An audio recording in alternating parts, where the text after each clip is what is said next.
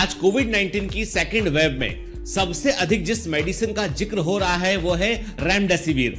आखिर रेमडेसिविर में ऐसा क्या है? दरअसल रेमडेसिविर एक ऐसा इंजेक्शन है जिसको इंट्रावीनस तौर पर लगाया जाता है, मतलब वीन्स में दिया जाता है, और इसके अंदर जो मेडिसिन होती है वो वायरस के रैपिड मल्टीप्लिकेशन को, वायरस के तेज गति से डिवाइड होने को वो रोकती है। मतलब ये वायरस के ट्रांसक्रिप्शन या ऐसा बोले हम कि वायरस के अपने जेनेटिक मटेरियल के मल्टीप्लिकेशन की प्रोसेस को ये स्लो डाउन करती है, इसलिए ये वायरस से लड़ने में हमें मदद करती है। दरअसल रेमडेसिविर को पहली बार हेपेटाइटिस बीमारी के लिए इस्तेमाल किया गया था, और लेकिन इसका बड़े पैमाने पर इबोला एपिडेमिक में भी यूज हुआ। आज यही रेमडेसिविर कोविड 19 से लड़ने में भी काम आ रही है। हालांकि रेमडेसिविर का इंडिकेशन यह है कि इसे उन मरीजों को दिया जाए जो गंभीर हैं और जो आईसीयू में एडमिट हैं, परंतु लोगों में होड़ है कि हर कोई रेमडेसिविर लगवाना चाहता है, जो कि ठीक नहीं है।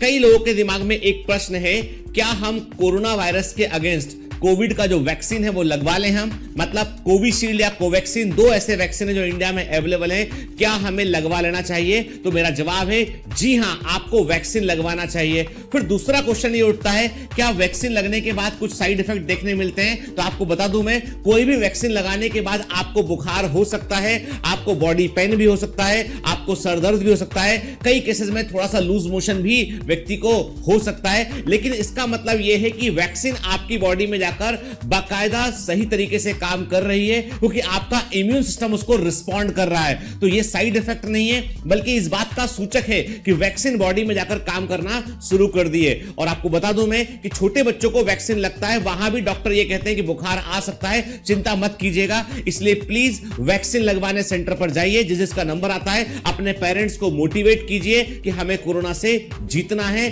और हम जीतकर रहेंगे। क्या आप जानते हैं ह्यूमन बॉडी में एक ऑर्गन ऐसा है जो वैक्यूम पंप प्रणाली पर काम करता है? वैक्यूम पंप वे पंप होते हैं जो अपने अंदर दबाव को कम करते हैं, और दबाव कम होने पर बाहर से हवाएं पंप के अंदर आ जाती हैं। हमारे लंग्स बिल्कुल वैक्यूम पंप सिस्टम पर काम करते हैं। जब हम सांस अंदर की ओर लेते हैं उस समय हमारे लंग्स का वॉल्यूम जो है बढ़ चुका होता है, क्योंकि वॉल्यूम बढ़ने के कारण दबाव कम हो चुका होता है, इसलिए बाहर से हम सांस अंदर ले पाते हैं। जब हम सांस बाहर छोड़ते हैं उस समय हमारे लंग्स का वॉल्यूम कम हो चुका होता है और हवाओं का दबाव जो है वो लंग्स के अंदर बढ़ चुका होता है, तो एयर बाहर निकल जाती है। मतलब यह है कि हमारे लंग्स जो है वो बॉयल्स लॉ को फॉलो करते हैं और वैक्यूम पंप सिस्टम पर काम करते हैं।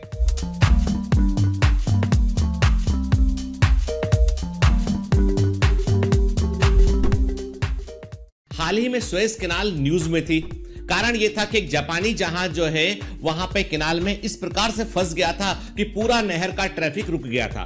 दरअसल सुएज कैनाल जो है एक सबसे छोटा मार्ग है जो 182 किलोमीटर के आसपास लंबा है, जो रेड सी को मेडिटेरियन सी से कनेक्ट करता है। यदि हम सुएज कैनाल को हटा दें तो जहाजों को जो है रेड सी से मेडिटेरियन सी में आने के लिए 7000 किलोमीटर का सफर करना पड़ेगा। मतलब पूरा अफ्रीका कॉन्टिनेंट का चक्कर उन्हें लगाना पड़ेगा। तो इस लंबे सफर को छोटा करने वाली सबसे इंपॉर्टेंट कैनाल है सुएज कैनाल। सुएज कैनाल की अहमियत का पता आप इससे लगा सकते हैं कि यहां से हर दिन तकरीबन बड़े साइज के 52 जहाज रोज गुजरते हैं, यानी हजारों की संख्या में जहाज जो है साल भर में इस कैनाल से गुजरते हैं, और यह कैनाल एक सबसे इंपॉर्टेंट व्यापारिक मार्ग है।